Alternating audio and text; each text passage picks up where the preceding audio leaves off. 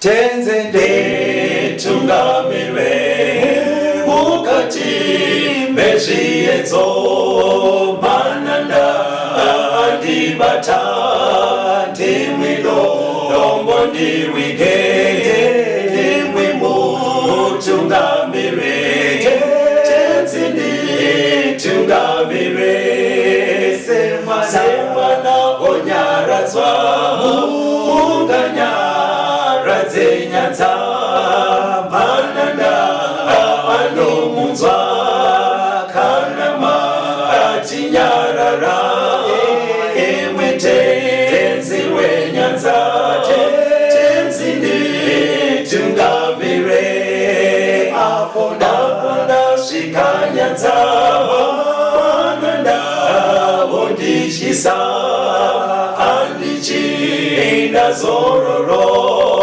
ndotsamira kune mwinga andinzwe imwi moti ndinokutungamira. Kwaziwai vateereri, tinomuchingamidzai kuchirongwa The Second Coming of Christ chamunopiwa naPastor Gift Rhodzi wekuNorth Zimbabwe Conference of the Seventh-day Adventist Church pamwe chete naPastor Caston Betera vekuEast Zimbabwe Conference of the Seventh-day Adventist Church. Mustudio nhasi tina Proclaim Rhodzi ari kutiisira musign language. Mufundisi, kwazisai vateereri. Tinokuchingamidzai vateereri. Musati mapinda muchidzidzo mufundisi. Yes, sir. Zvakanaka kuti tizivise vateereri vanoda kubatsira kuti chirongwa ichi chirambe chiri pamhepo. The Second Coming of Christ program ine yane bila code yamunogona kuisa rubatsiro rwenyu. Saka ndakudeedzera code yachona munogona kuinyora pasi kuitira kuti kana muine rubatsiro rwamunoda kupa kuti chirongwa chirambe chiri pamhepo munoshandisa bila code iyoyo. Inotiyo *151*2*5*347 681 amount hash. Saka inobva yaburitsa kuti uruda kuendesa papi pacho, unosarudza pakanzi donation.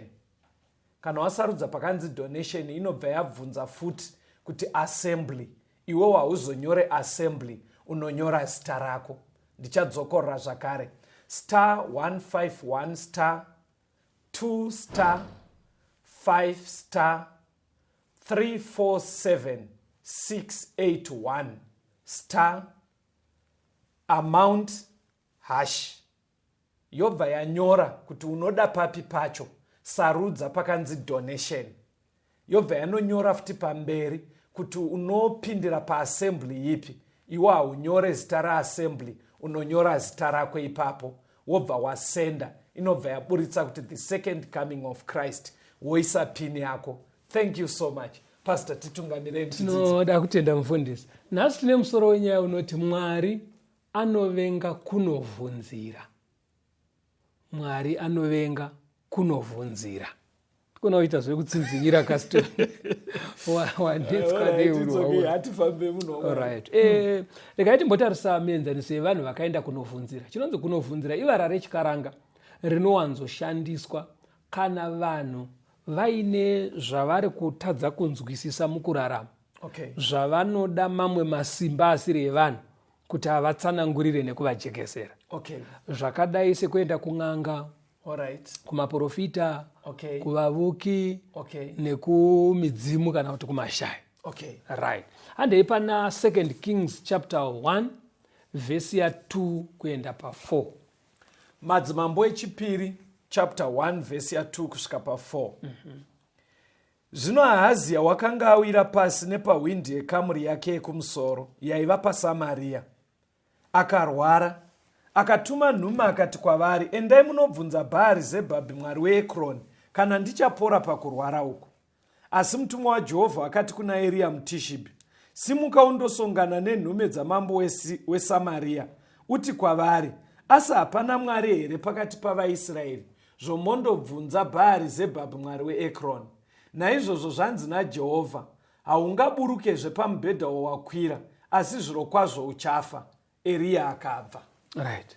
Mambo wokwaIsraeri akadonha muupstairs nepawindo. Yes.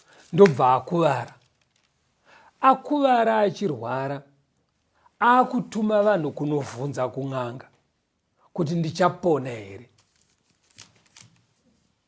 Unoziva kuti munhu akuvara ka pane marapirwo emaronda ekukuvara ekutyoka. Hapana kana zvemweya zviri papo. Atsvedza adonha. Asi ndo paanotuma vanhu kunovhunza kun'anga. Saka Mwari akabva amugumbukira ndobva atuma Erisha. Zvikanzi enda unomuudza kuti nekuda kwekuvhunzira kwawaita uku, ini ndiripo saMwari, hauchapona, wakutofa. Saka chakabhuwa Mwari kuenda kunobvunza uku. Kunovhunzira ikoko ndo kwakabhuwa Mwari. Tichaona kuti mukuenderera mberi kwechidzidzo chedu, tichaona kuti nemhaka yei Mwari achishatirwa, achivenga kuvhunzira. Asi rega timbotarisa mienzaniso yevakavhunzira. Because muenzaniso wamatanga nawo ndipe henyu umwe muenzaniso. Matanga nenyaya iri kutonetsa vanhu inotovatuma kunovhunzira. Munhu akadonha mungoro chaimo anoda unobvunzira kuti sei ndadonha. Paita accident, mota dzarovana. Umwe anga akatodhakwa, vanhu vanoda kunovhunzira kuti sei paita accident. Pati kuti vangoti hazvakonzerwa nadriver uyo anga akadhakwa aiwa. Alright. Madzimambo ekutanga 21. Vhesi ya 20 kuenda pa 26. Madzimambo ekutanga 21 vhesi ya 20. Ahabhu akati kuna Eria, wandiwana iwe muvengi wangu here? Akapindura akati, ndakuwana nekuti wakazvitengesa kuti uite zvakaipa pamberi paJehovha. Tarira, ndichawisa zvakaipa pamusoro pako. Ndichakutsvaira chose ubve, ndichaparadza vanakomana vose vaAhabhu, vaduku nevakuru kuvaIsraeri. Imba yako ndichaita seimba yaJerobhoamu mwanakomana waNebhati, neimba yaBhaasha mwanakomana waAhija, nemhaka yekuti wakanditsamwisa iwe ukatadzisa Israeri. Uye Jehovha akataura pamusoro paIzebheri akati, imbwa dzichadya Izebheri parusvingo rweJezieri. Ani nani waAhabhu anofira muguta achadyiwa nembwa, ani nani anofira kusango achadyiwa neshiri dzekudenga. Asi hakuna munhu wakafanana naAhabhu, wakazvitengesa kuti aite zvakaipa pamberi paJehovha, achikurudzirwa naEzebheri mukadzi wake. Akaita zvakanyangadza kwazvo, nekuti wakatera zvifananidzo netsika dzose dzevaAmori, ivo vekenge vadzingwa naJehovha pamberi pevana vaIsraeri. Uri kuona panapa pari kubuda kunzi Ahabhu aikuzwa nemukadzi wake Jezebheri. Because mukadzi wake kumusha kwaakaberekerwa vainamata mashai. Vainamata zvifananidzo. Saka paakamuroora akauya netsika dzokumba kwavo. Zvekuti pakutoperekwa kwaakaita, akatoperekwa aine vamwe vaiva vaprista vaishanda mutemberi dzemashai. Ndo vaakauya navo setimu yake. Ndobva vatosweiswa papayroll yestate vachitobhadharwa nehurumende kwaIsraeri. Saka izvozvo zvakasvota Mwari. Kararamiro kaAhabhu. Zvakashatirisa Mwari. Ndosaka Mwari akuti ndichatsvaira rudzi rwako kuri kubvisa rwese kuti pasare pasina kana one anomirira imba yekwaAhabhu. Saka manamatiro ekuenda kunonamata zvifananidzo nekunonamata mashai anosvota Mwari. But manamatiro anosvota ani pastor? Osvota iwewe here aroora mukadzi uyu, kana kuti Mwari aifanira kungosvotwa naJezebheri bedzi? Dai Jezebheri akangoita tsika idzodzo ari ega. Zvino apa nekuda kuti vaakugara pamwe chete, akakurudzira murume wake kupindawo mutsika dzimwe chete idzodzo. Ndosaka Mwari vaakutuma muranda wavo kunoadhiresa Ahabhu. Asi vari kubva vataura kuti waikuzwa naJezebheri, saka muchadyiwa nembwa, vafira kusango vachidyiwa neshiri. Nekuda kwezvamurita, nekuti muri kundisvotesa, inzwa uone zvakaita. Yes. Kana ukangoperekedza, because imi mutara zviri zvana Jezebheri, ndiri kutofunga nhasi kuti wobva wangoendwawo newako iwawo uite zvekubvunzira, but kwangonzi vakomana vese tiri kuenda. Ndopandiri kubvunza kuti watowe here pakuita kungowatsamwisa Mwari? Anenge ati vakomana vese tiri kuenda ndiani? Tomboti ndibaba. Vobva vatitora isu vakomana vese toenda. Nenuwo ndatowe here pakunge ndaita kunge ndatsamwisa Mwari? Unodzosera vanhu kuchidzidzo chiya chatakaita nguva yapera chekuti kunamata hakudi mbwende. because iwo pauri kunzi nababa handei chauri kuendera uri kuti ndibaba vemusha ko Mwari wemhuri yese ari kuti kudii. Saka unofanira kupatsanura manje kuti baba vati hande, Mwari ari kuti musaende, saka woteerera upi? Hande pana madzimambo ekutanga 22 vhesi ya5 kuenda pa8 nevhesi 13 na14.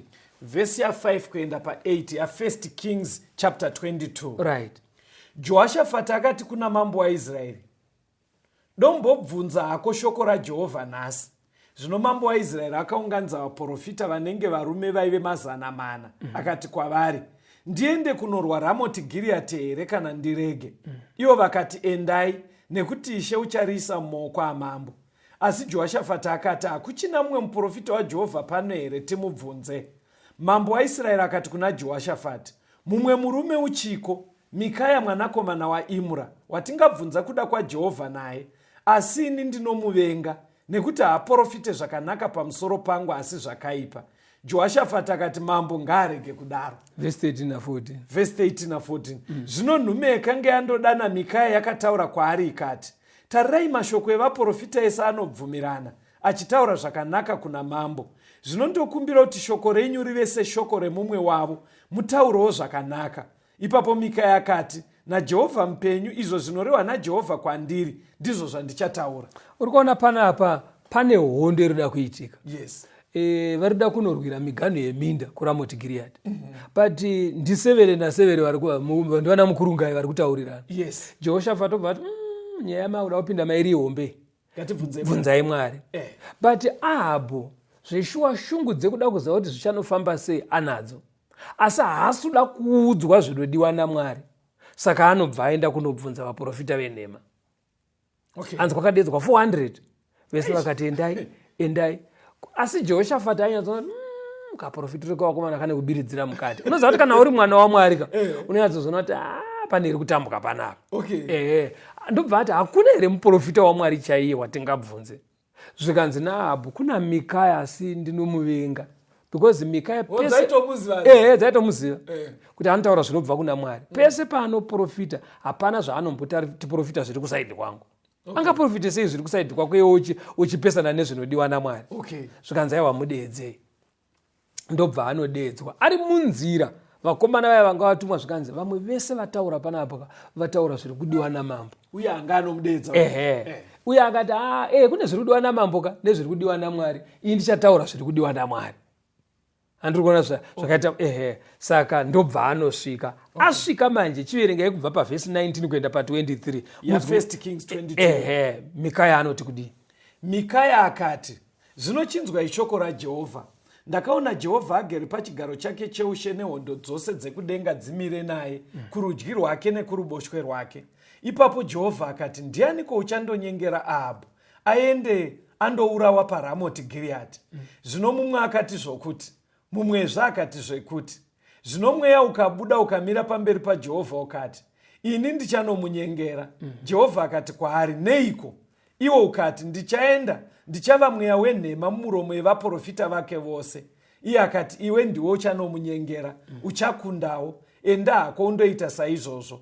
Naizvozvo zvinotarirai, Jehovha wakaisa mweya wenhema mumuromo yevaprofita venyu ava vose.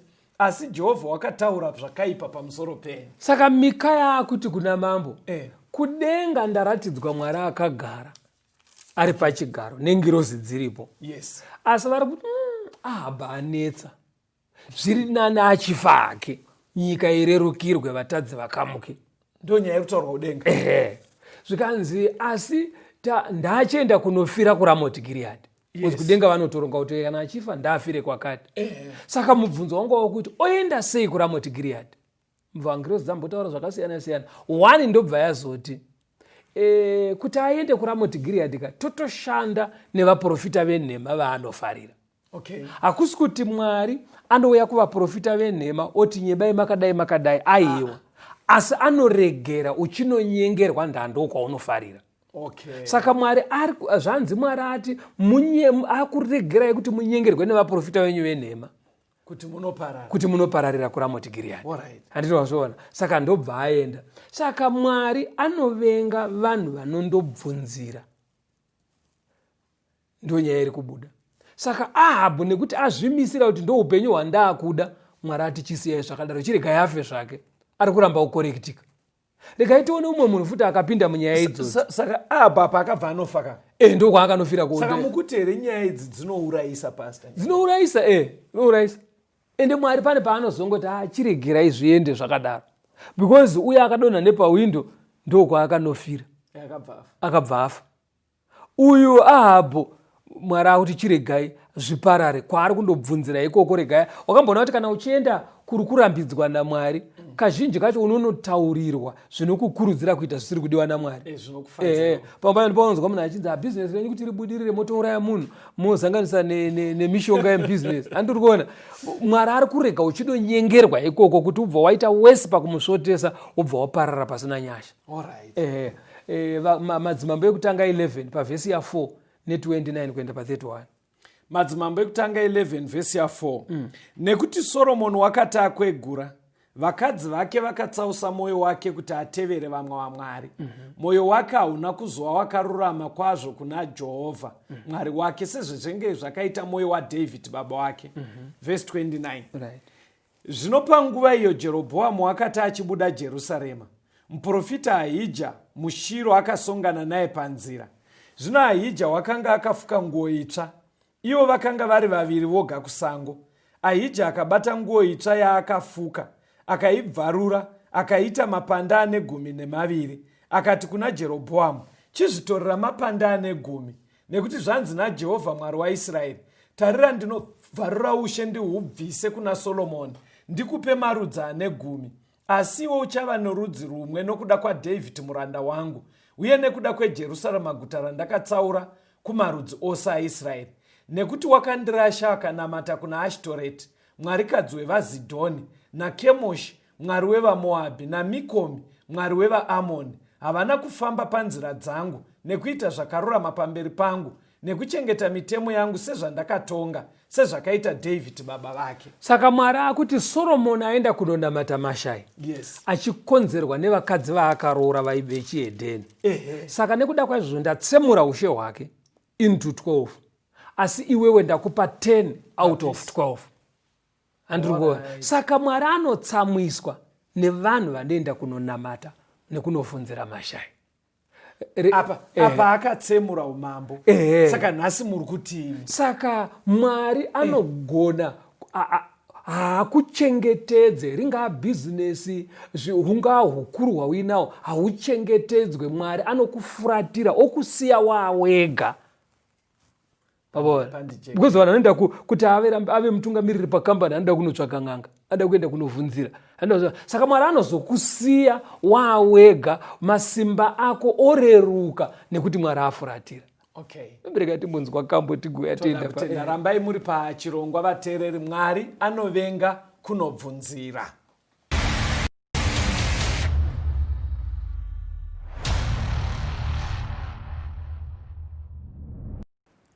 Jivoma na Jesu nyangwe zorema, imara kutiro otungamira, chiwicha nibata miezo yawana. Jivoma na Jesu chichiro, na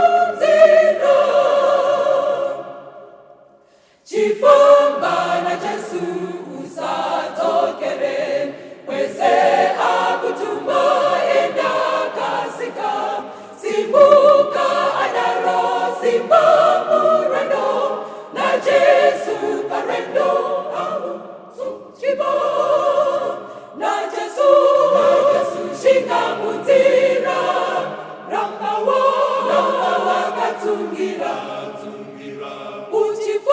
uchifambana ponesi okutungamira munzira na Jesu shingamunzira ramba wakatsungira uchifambana ponesi okutungamira munzira.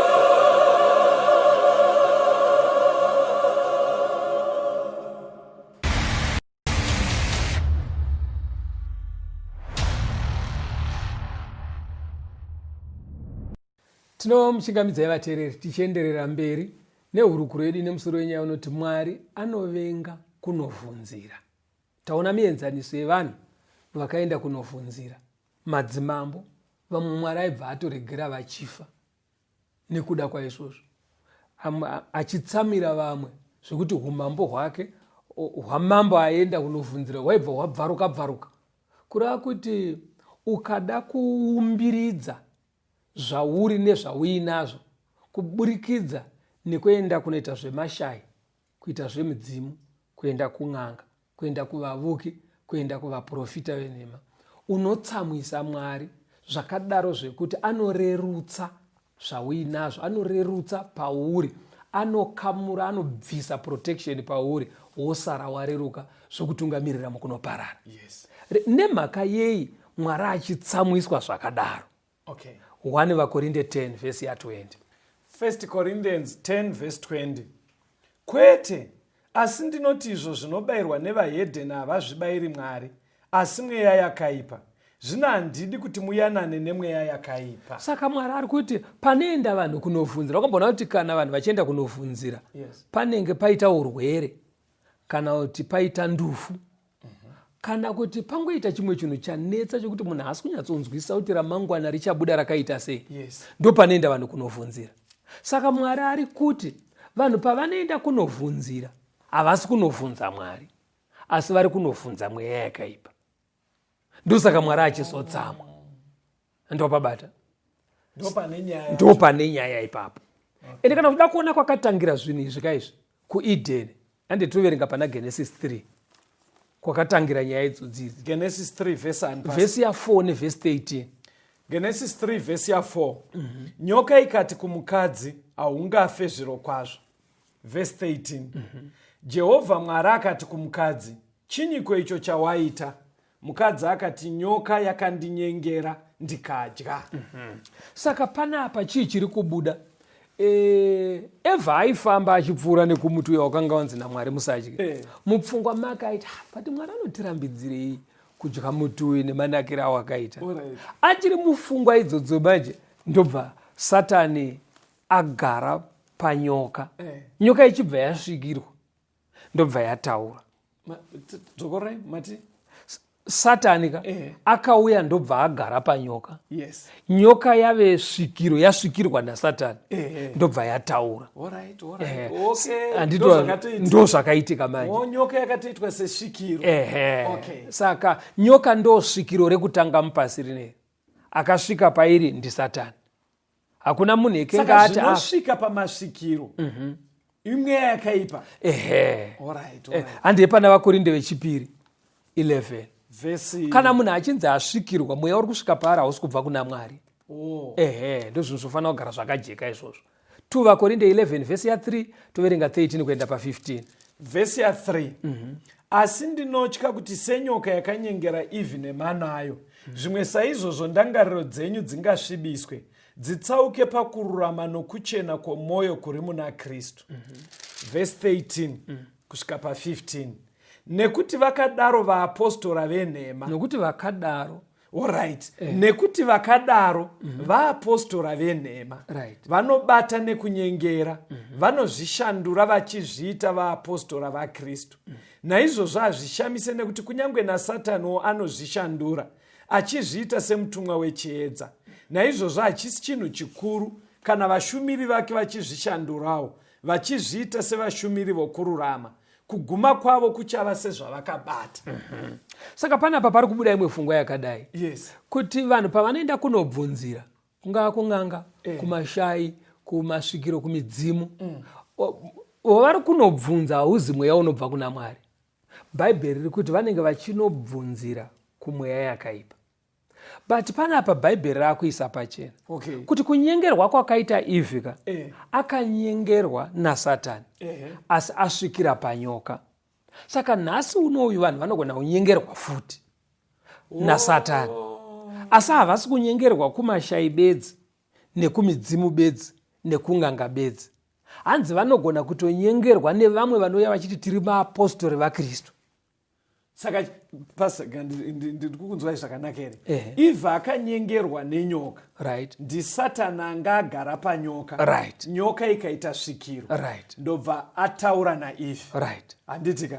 Saka iye zvinei Bhaibheri rabva rati ndinotya kuti pamwe muri kuramba muchitsotswa zvakadaro. Right. Saka chaakuitika muri kuti vanozviti vamwe vaya maapostora venhema, Right. anenge asvika pavari anenge uri mweya wakaipa, Right. ndotaura kuvanhu. Saka Bhaibheri riri kubudisa pachena kuti hamutsotswe kun'anga bedzi nekumashai nekumidzimu, munogona kutotsotswa muchinamata. Satani umwe chete ndiye anenge achikunyengerai, but anogona kuuya hanzi ari muchimiro chevamwe anoti tiri vapostori vaKristu. Handiti wazvionaka? Osvikira pavari kuti agone kutitsotsa. Saka mabasa avanoita manje, chivavariro yacho ndeye kunyengera. Hapana chimwe. Saka ngatinzwisisei vateereri kuti maybe tanga waverenga zvakazarurwa 12 pavhesi 9. Zvakazarurwa 12 vhesi 9. Zvino nyoka huru yakakandirwa pasi, iyo nyoka yekare inonzi Diabhros, naSatani munyengeri wenyika yose, yakakandirwa panyika navatumwa vayo vakakandirwa pasi pamwe chete nayo. Saka hanzi Satani basa rake ndere kunyengera vanhu. Saka pekutanga waakatanga kunyengera ndiEvha, asi akamunyengera ari pai, akamunyengera ari panyoka, ari munyoka. Apo wapabataka. Saka nhasi uno tabva tanze kuna vaKorinde, vanhu pavanoenda kutsika dzechihedheni dzakaita sekung'anga, kumidzimu nemashai, wavari kunovhunza, wavari kunotaura naye mweya yakaipa, iya yasvika pamunhu yakunzisvikiro. Asi kunyengera kwacho kuri papi, vanenge vachinzi ihama yenyu yakafa. Iri kutaura izvi chasvika isi hama yakafa. NdiSatani nemweya nengerozi dzakaita sei dzaakapanduka nadzo. Handiti wapabataka? Asi zviri kunzi manje kunyengera uko hakugumire kumashai bedzi, kwauyewo kuchechi. Kwakatangira panyoka, kwakusina munhu anga ati afa. Satani ndobva abva asiya anyeba kuti hamufe zveshuwa-shuwa, kuti kuti kana akuzodzoka muzita revakafa muchiti ndevakafa, asi ari iye. But ari kuona manje kuti kune vamwe vachenjera vasingachaendi kune zvemashai, anovatera kuchechi. Anouya manje muzita revamwe vanoti tiri vaapostora vaKristu, asi mweya uri kushanda uri pamusoro pavo ndewaSatani nengerozi dzake. Saka kunyengera kuripo. Handiti wazvionaka? Saka vanhu vanogona kunyengerwa kumashai, vanogona kunyengerwa kumidzimu, vanogona kunyengerwa kung'anga, vanogona kunyengerwa kumapostori, vanogona kunyengerwa kuvavuki. Handiti wazvionaka? Saka kwese ikokoko Satani anenge achienda, chaari kutsvaka kunyengera bedzi. Pajekaka. Rega tinoona muenzaniso mumwe tinopa. Uda kutaura? Ndanchida kuti paanenge achisvika kuvavuki, vapostora, vaprofita venhema, n'anga nemasvikiro, mweya wakaipa ndowasvika. Urida kutaura nevanhu. But aim kuri kutsotsa vanhu. Apo ndapabata. Wosaka chiri kuita kuti Mwari azovenga kubvunzira. Ari kuziva kuti muri kubvunzira mweya yakaipa. Wamuri kunobvunza wacho, wamuri kunotaurirana naye. Pane problem naye. Ipapo ndopane dambudziko racho. Ko zvekuti dzimwe nguva ukabvunzira munoudzwa zvinhu zvechokwadi, haisi nyaya iyoyo. Aiwa, haisi nyaya because zvechokwadi munotoudzwa. But chiri kubhuwa ndechekuti sosi munhu chiri kukuudzai mweya wakaipa. pamotoudzwa zvinotoitika zvinotoraramika mumazuva iwayo asi vavariro ndeyekuti muri kuenda kunofa. Because unoziva wakamboona huku dzinochengeterwa kuurayiwa dziya dzemabhuroira hadzifidwe nepoison, dzinotofidwa nechikafu chaicho chaicho chinotoburitsa mari. Asi zviri kuitirwa kuti dzikurumidze kunourayiwa. Andozvona. Saka Satani kana achiuya kuzonyenga wapabata. Handei pana Samueri wokutanga 28 pavhesi ya3 tigoverenga vhesi 6 tozoverenga 7 tozoverenga 11 tigoverenga 13 na14 unoti ukativerenga imwe wombomira. 1 Samuel 28 verse 3. Samueri zvino akanga afa, vaIsraeri vakanga vamuchema, vamuviga paRama imo muguta rake. Sauro akanga abvisa panyika masvikiro nevavuki. Saka Samueri aive muprofita waMwari. Akafa. Ndibatsirei nyaya iyi. Inogara ichibvunzwa nevateereri. Maite henyu tine mavhesi akadai aiko ndinyaya yenyu. Ndofunga vanosibvunza nyaya iyoyi vakateerera. Samueri afaka muprofita waMwari. Yes. Ndobva avigwa paRama. Chii chakaitika vhesi 6. Sauro akabvunza Jehovha asi Jehovha haana kumupindura kunyange pakurota kana neurimi kana navaprofita. Saka Mwari ane nzira nhatu dzaaitaura nevana vake. Aigona kutumira meseji kuhope kana kuti aishandisa inonzi urimi netumini. Yaive nzira yekuti kana zviri kudiwa naMwari zviri zvo zviri kuitika kuno kudivi uku kwaipenya. Kana zvisiri kudiwa kudivi reruboshwe kwaita rima. Saka ndo urimu netumini. Saka Mwari akaramba kutaura naSauro nenzira iyoyo. Kana kushandisa vaprofita, Mwari akaramba kutuma vaprofita wake kunotaura naSauro. Asi kwamuka hondo. Saka avhundutswa nehondo, Mwari aramba kutaura naye. Vhesi 7 chii chakaitwa naSauro. Ipapo Sauro akati kuvaranda vake, nditsvagirei mukadzi anosvikirwa ndiende kwaari ndinomubvunza iye. Varanda vake vakati kwaari, tarirai kune mukadzi anosvikirwa paEndori. Sauro achibva ati Mwari ari kuramba kutaura neni nenzira dzese dzaanosishandisa. Saka ndoita sei? Bheta ndiende kumasvikiro. Mirai musati maenda ipapo pasi. Ndozvati Sauro aisazviziva. But mukudzidza kwataita paari kuti nditsvakirei munhu anosvikirwa. Ndizvo zvoka kuti chinosvika chiya mweya wakaipa. Mukudzidza kwataita. But iye aingozva kuti hameno zvinoitika pane vanosvikirwa. But chidzidzo chikuisa pachena kuti in other words aiti nditsvagirei munhu wekuti mweya yakaipa inosvikotaura through iye. Because mweya waMwari hauchatauri neni. Saka chaakutotaura apa ka asi Mwari. Saka kumasvikiro kunofanira kuendwa nemunhu anonyatsori neidi rekuti inini Mwari akawengana netsika neunhu hwangu zvekuti hataure neni. Chiendako kumasvikiro. Aiwa musabva madaro kune munhu here angabva anyatsobheja kuti nini kaitiro kangu. Because Saul ndiye ari kutodhikireka pano. Mwari aramba kutaura neni. Nenzira dzese dzinoshandiswa naMwari kutaura nevanhu vake. Kureva kuti mweya waMwari hauchisimo pandiri. Saka bheta ndiende hangu kumasvikiro. But mukadaroka munoita kuti vanhu vagutsikane kuti imwe situation yaarika abva ati kuti chokwadi ndakabvira kare kutsanya ini Mwari haasi kundipindura saka ndakuenda kuauki.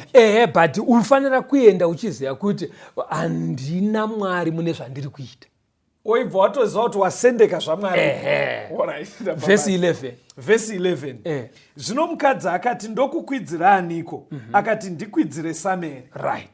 Now panapa uri kuona kuti Samueri aive muprofita waMwari. Asi akuenda apa akunonzi ndokudaidzira Samuel. Chimwe chinhu chiri kuburiswa pachena nendima iyi ndechekuti pakafa munhu waMwari mukaona achinzi aonekwa haasiri iye adzoka. Ameno zvatoita. Yatoo mweya yakaipa. Because akafa haadzoke. Saka ukaona muchienda kune imwe nzvimbo, kungaa kumuprofita kana kusvikiro kana kun'anga, muchinonzi hama yenyu yainamata yakafa, muidedzerwa yodzoka, haasiri iye auya. Pane zvatotambika ipapo zvimwe. Pane kutotsotswa kuri kuitika ipapo. Handiti mapaonaka. Vhesi 13 na 14. Mambo akati kwaari, usatya hako, asi unooneiko? Mukadzi akati kuna Sauro, ndinoona mudzimu unokwira uchibuda panyika. Akati kwaari, wakadiniko? Akati kune mutana anokwira akafuka nguo. Sauro akaziva kuti ndiye Samueri. Akakotamira pasi nechiso chake akanamata kwaari. Saka panapa akubvunza zvikanzi pane mweya uri kuuya.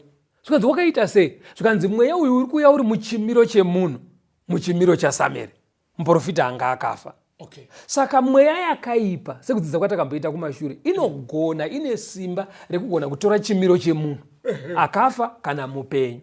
Saka ukaona makuenda pane imwe nzvimbo, pamunonodaidzirwa hama yenyu yakafa, youya, ziwai chinhu ichi, vateereri, haisi hama yenyu yakafa yamuri kutaura nayo, asi mweya wauya nezwi rehama yenyu yakafa, kana kuti muchimiro chehama yenyu yakafa. Ndipindurewo mubvunzo wekuvateereri. Vanogara vachiti imi munoti vakafa vanobva vafa kuti fi, havana chavanoziva. Kwainga mubhaibheri Samueri akadeedzwa 1 pang'anga naSauro. Ibvai mangopindura nemavara mashoma. Regera uverenga vhesi yazvakazarurwa 16 verse 14 kuti nyaya yacho ibva yapindurika. Zvakazarurwa 16 verse 14. Nekuti ndiyo mweya yakaipa inoita zviratidzo, inoenda kumadzimambo enyika yose kuvakokera kukurwa pazuva iro guru raMwari Wamasimba Ose. Hanzi mweya yakaipa inoita zviratidzo, zvakafanana nekunoti inogona kuuya muchimiro chemunhu akafa, ende inogona kuzviita kumadzimambo. Mambo akaenda kun'anga kana kusvikiro kana kumupostori wenhema kana kumuprofita wenhema kana kumuvuki, anonosangana nemweya yakaipa yauya iri muchimiro chehama yake yakafa. Saka hasi Samueri.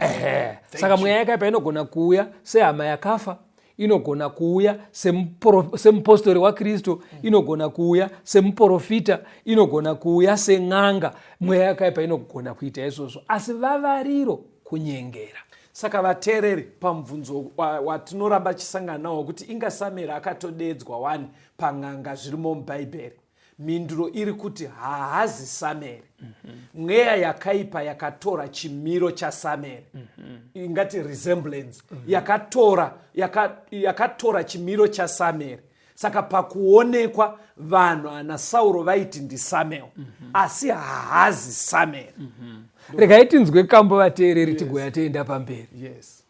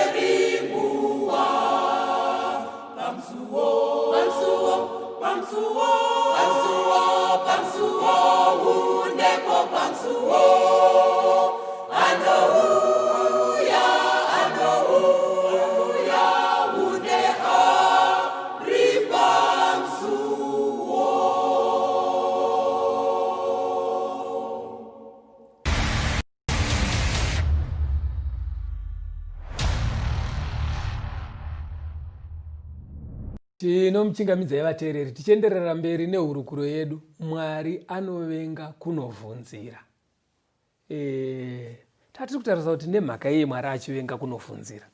Tikaona kuti chikonzero chikuru chiri kutaurwa naMwari ndechekuti pamunonobvunzira munonosangana nemweya yakaipa.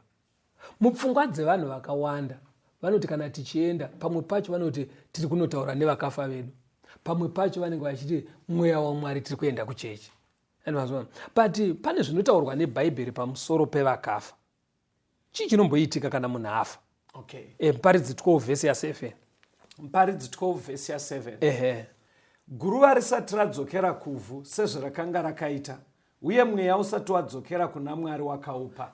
Pakasikwa munhu pakabatanidzwa muviri wakabva kuvhu nesimba rekuraramisa mweya wakabva muna Mwari.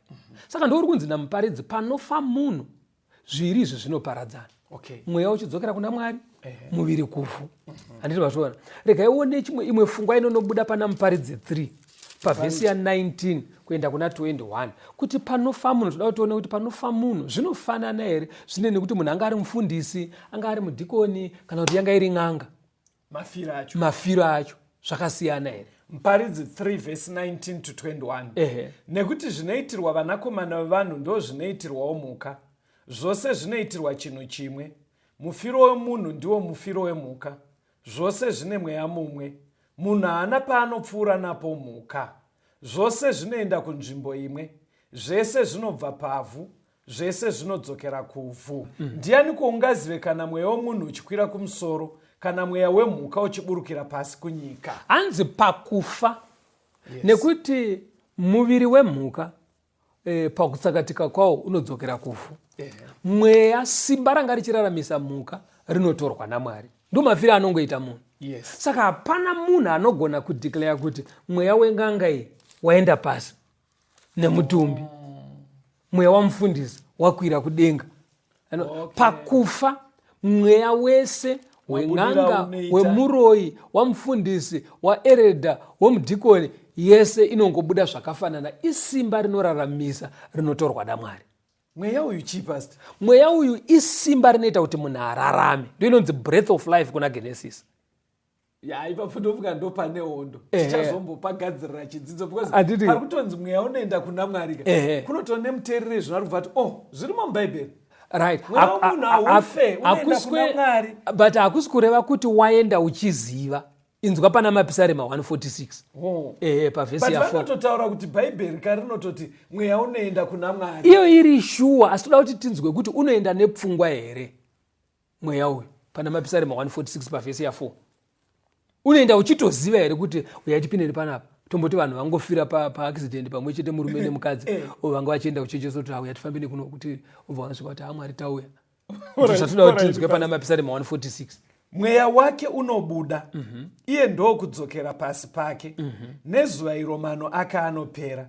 Iyi imapisarema 146 vhesi 4. Saka pafa munhu hanzi mano, kureva kuti njere, kufunga kwake kunobva kwapera. Saka munhu kana afa haachaziwe. Chabuda maari chichienda kuna Mwari isimba raimuraramisa. Saka pamunoti paya taenda kunotamba mubira, tikataura nasekuru, tikataura naambuya wakafa, havasi ambuya, haisi hama yenyu yakafa yadzoka. Aiyo. Ndo zviya zvanzi kuna vakorinde, mweya yakaipa ndo inosvikogara pamuzukuru, inosvikogara pahanzvadzi, yotaura semunhu akafa. Asi chinozoita manje kuti vanhu vanyengereke. Handiti vazoona, because mukaenda kunoita zvemudzimuka, munoona mashiripiti achiitwa. Ende munobva matonyatsona zveshuwa vakafa vanoshanda. Handiti vazoona. Mukaendawo kumaprofita asiri aMwari, munonoitirwa mashiripiti. Mukaenda kumapostori asiri aMwari, vaya vanga vachinzi vanozviti tiri vapostori vaKristu, munonoitirwa mashiripiti. Asi saJehoshafati unofanira kuona kuti paitwa mashiripiti asi hapana Mwari panapa. Zvaakaudza Ahabhu paya achiti hakuna here muprofita waMwari. Kana uri mwana waMwari unofanira kuona kuti panapa pane iri kutambika. Pamwe pacho havatodi bhaibheri. Watoziva kuti handiti wazviona. Saka chii chinozokubatsira manje kuti uchengeteke pakunyengera uku kunogona kuitwa kun'anga, kumasvikiro, kuvapostori, kuvaprofita, kuvavuki? Chii? Handei pana 2 vaTesalonika 2 verse 9 kuenda pana 12. 2 Thessalonians chapter 2 verse 9 to 12. Uone, toda kuti tione vateereri chinoita kuti munhu kana waenda kunzvimbo dzese idzi unobatikana, udzoke uchiti isimba raMwari kunyangwe zviri zvenhema. 2 Thessalonians chapter 2 verse 9 to 12. Right. Kuuya kwake kwakaita sebasa raSatani nesimba rose, nezviratidzo nezvinoshamisa zvenhema, nekunyengera kwose kwekusarurama kune vanorashika, nekuti havana kugamuchira rudo rwezvokwadi kuti vaponeswe. Saka Mwari anovatumira simba rokukanganisa kuti vatende nhema, kuti vose vasina kutenda zvokwadi asi vakafarira zvisakarurama vatongwe. Panapa pari kunzi pane vanhu nokuti chero akauya kuchechika anouya hake asi chokwadi chaMwari haachifarire. Handizvo zvaainga. Zvokuti chero chikadzidziswa aka haabve ipapa akazvimisira kunochirarama.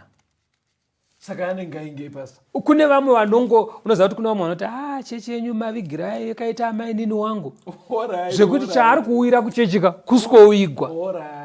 Umwe anobva ati kana uchida kuroora mukadzi akanaka enda kuchechi iyi, chaari kuvinga kuzotsvaga mukadzi wekuroora, haasi kuvinga kuzoita chokwadi chaMwari.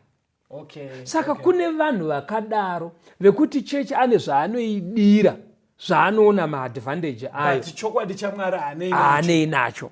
Saka munhu akadaro iyeye manje kana akazoenda Mwari anomuregera achirasiswa nemweya yakaipa, because agara hana hanya nechokwadi. Saka kana ava vakuita maminimini avo kuti Satani amunyengere, Mwari anorega munhu akadaro achinyengerwa. Ndosaka uchiona vamwe vanhu kuti chero adzidza sei haadi kubuda muzviprofita izvo zvinonyengera zvekuti vanhu vese mune muchinyatsona kuti apa kutsotswa apa patsotswa muda andivazvo. Saka vamwe vanobva vangomira neye kuti wapostori wapostori wapostori apostori apostori, asi chero kuine kunyengera kuri kuitika ikoko anenge akamira. Why? Ndo ari kunzi naMwari, Mwari anozongotendera zvakadaro. Chasaka Mwari abvume kuti uyu iwe uti ubve ikoko uchiti muapostora uyu ndewaMwari, kuvenga kwako chokwadi iwewe pamwoyo pako hauna hanya nechokwadi. Saka Mwari anokurega uchivhiringidzwa nemashiripiti aapostora. Handiti wazvionaka? Saka chinhu chakakosha vadikani kufarira chokwadi chaMwari. Kana uchichifarira uchishingaira kuchiita ukaenda unogona kuzona kuti mupostori ari panapo hazi waMwari, muprofita ari pana hazi waMwari. Zvekung'anga chero ikaita mashiripiti zvekuti anotaura nyaya dzake akagara papfumo. Hatiti waitaura nze aitora chipfumo chipfupi oti kwakagomara kuya ndokoodai pasi, iye otaura akagara kunobaya kwacho. Achitotaura achitotarisa uko aitarisa uko. So chero adaro, but iwewe manje kana uchifarira chokwadi chaMwari unoti aita hake izvozvo asi hazi waMwari. Because muprofita akasvika kune imwe nzvimbo akati ndiri muapostora waMwari, ndiri muprofita yenini. Saka kuti muone zveshawo ndatumwa naMwari munharaunda menyu, chibikai sadza. Vandobva wabika sadza asi musabike usavi. Ndobva sadza riya rapakurwa, zvikanzi rapakurwa chindipai mvura ndigeze, ndokugeza. Vari kugeza muapostora waMwari. Ndobva ati usavi hwacho manje chicherai mazimbe emoto wamabikisa sadza. Ndobva wachera mazimbe emoto kwakuisa mune imwe mbiya. Saka aita akatimba musuwa wesadza achitaura navo, nerumwe ruoko onhonga zimbe remoto riri kutopfuta. Akaruma sadza orumba simbe remoto, akaruma sadza orumba simbe remoto, apedza so kwakutondipe kape mvura kwaakumwa. Vanhu vakati munhu saka zvinoine kunamata. Saka vanhu vanenge vachiti taona simba guru raMwari, tatumirwa mupostori waMwari, tatumirwa muprofita anodya sadza nemazimbe emoto. Saka Bhaibheri riri kuti kana uchifarira chokwadi chaMwari, chero apedza mukonde nemazimbe emoto, but unogona kuona panapa pane mweya usiriyo panapa. Handizvonaka. Enda pana zvakazarurwa 12 vhesi yavo. Mataura amuri kuita uri kubva maita kunge zvinonzi vanhu vari so easy kubhita kunge zvinonzi vanotenda fanika nyaya yamapa iyi musabva madaro vanhu kuti mubva maitonge vanhu kastori verenga zvakazarurwa tikuruvudzwe. vanhu vese vanozviona pasita kuti zvaade zvemanga verenga unzwe zvakazarurwa tikuruvhesi ya4. rumhinda rwayo rwakakweva chetatu chenyeredzi dzekudenga ndokudzikandira pasi panyika. Shato iyi ikamira pamberi pemukadzi wakanga ozvara kuti iparadze mwana wake kana azvara. Panapa parutaurwa pasatani paakapanduka kudenga achipandukira Mwari. Anonzi muswe wake wakamona 1/3 yengirozi dzaMwari. Saka Satani paakadonha kudenga akanyengera 1/3 yengirozi. Dai taizoverenga kuna zvakazarurwa 5 pavhesi 11 inotaura kuti ngirozi dzaMwari inoti zvana zviuru zvemazana zvakazanirana. Kureva kuti ngirozi dzaMwari mabhiriyoni nemabhiriyoni. Anditi wazviona. Saka Satani kana akatora 1/3 yemabhiriyoni akawanda kudai, kureva kuti akatobva nemabhiriyoniwo. Ndizvozvo. Anditi wapabataka. Engirozi chiverenga manje vaHebrew 2 vhesi ya 6 na7 unzwe. Hebrews 2 vhesi 6 na7. Asi mumwe wakapupura kwazvo pane imwe nzvimbo achiti, ko munhu chinyiko zvamunomufunga, kana mwanakomana womunhu zvamunomushanyira, makamuita muduku zvishoma kuvatumwa, mukamushongedza korona yekubwinya nokukudzwa. Saka ari kuburitsa pachena kuti munhu pakusikwa kwake akasikwa ari inferior kungirozi. Akasikwa aine masimba maduku pane engirozi. Saka pobva pabuda ndiwo uri kutika munhu angabva atonyengereka here mukoma. Saka indiri kuti panapa bhaibheri riri kuti Satani paanga achiri kudzidzira kunyengera kudenga akanyengera mabhiriyoni engirozi. Handitika achiri kudzidzira basa rake rekunyengera. Achiri kudzidzira. Akanyengera ngirozi dzakangwara dzine simba kudarika vanhu pakusikwa. Obva anyengera mabhiriyoni adzo. Zvino iye zvinezvi atoone experience yekunyengera. Atizive kuti paakadonha kudenga makore mangani, but paplanet Earth bedzi ane close to 7,000 years.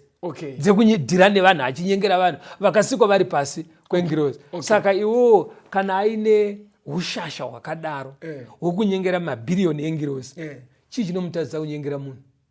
Aiwa, munoza panaitaura pasa. Ndanchiti kunyengereka kuriko.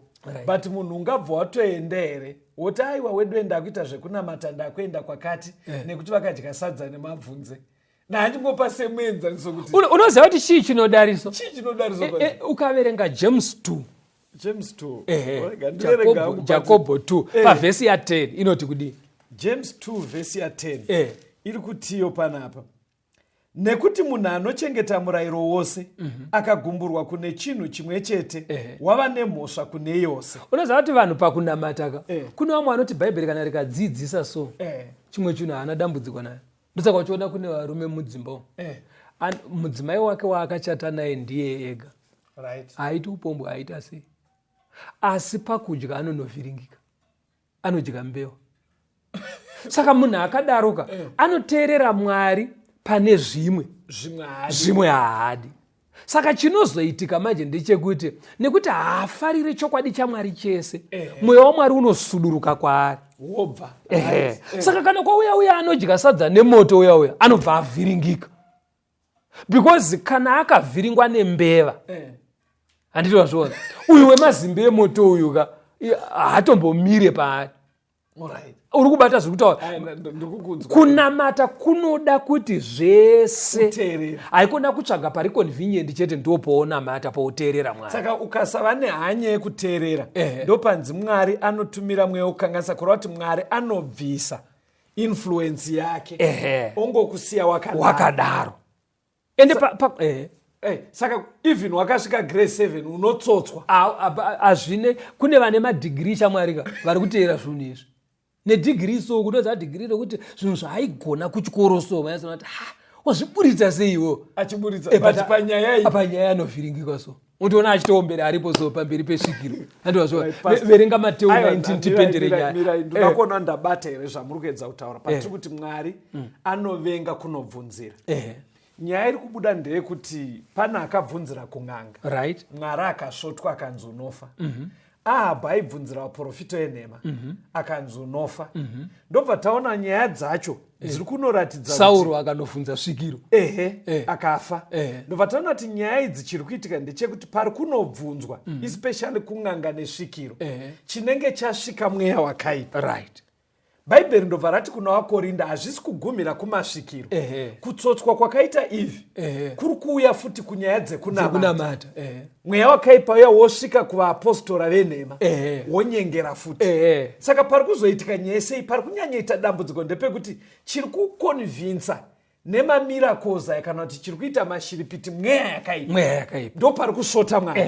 Saka ndabata zvakanaka. Asi mweya yakaipa yacho manje inowana zviri nyore kunyengera vanhu because havadi kuteerera mirayiro yaMwari.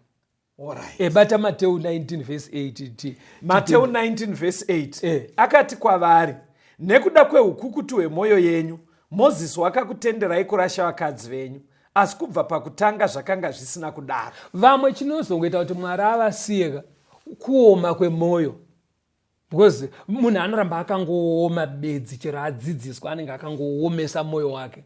Saka Mwari anozongokusiya, ende kana akusiyaka unogona kutoona zvichikufambira mubhizinesi. Zvoita kunge ndiMwari ari kublesa. Izvo Mwari akangoti no, kaomero kamwoyo wamai ava nekaomero kamwoyo wababa ava chingosiyai zvakadaro. Saka iwe unoona zvichiendeka wofunga kuti ndina Mwari. Saka uchiona achitosumuka achiita matestimony, Mwari ari kundikomborera, Mwari ari kublesa, Mwari ari kublesa. Izvo Mwari akungoti neukukutu hwemwoyo chisiya zvakaita sei? Zvakadaro. Saka chindibatsirai pamubvunzo uyu.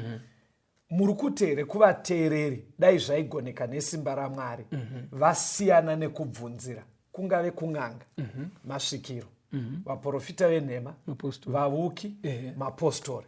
Muri kuteere dai kuri kuti vanzwa chidzidzo ichi zviri kuda kubuda apa ndezvekuti tsikai inovengwa naMwari. Ngavabva vati Mwari ndibatsirei, handichadaro. Siyanai nayo vateereri, Mwari atibetsere. Kana paita mibvunzo siyanai muteedzere zvinodiwa naMwari. Kana paine vari kunetsekana vane mimwe mibvunzo panyaya idzika, patibatei panhare dzinoti 0775 460 175. Todzokorora 0775 460 175 kana kuti 0716 452 086 0716 452 086. Mwari ave nemi, tigosangana muchikamu chinoteera. Tenzende tungamirwe mukati mezviedzo, mananda andibata ndimwino nombondiwike ndimwimo tungamirwe tenzende tungamirwe semwana onyaradzwa unganyaradze nyanza, mananda anomunzwa kana matinyarara emwe tenzi wenyanza tenzini tungamire apo ndasvika nyanza, mananda vondishisa andichienda zororo ndotsamira kune mwenga andinzwe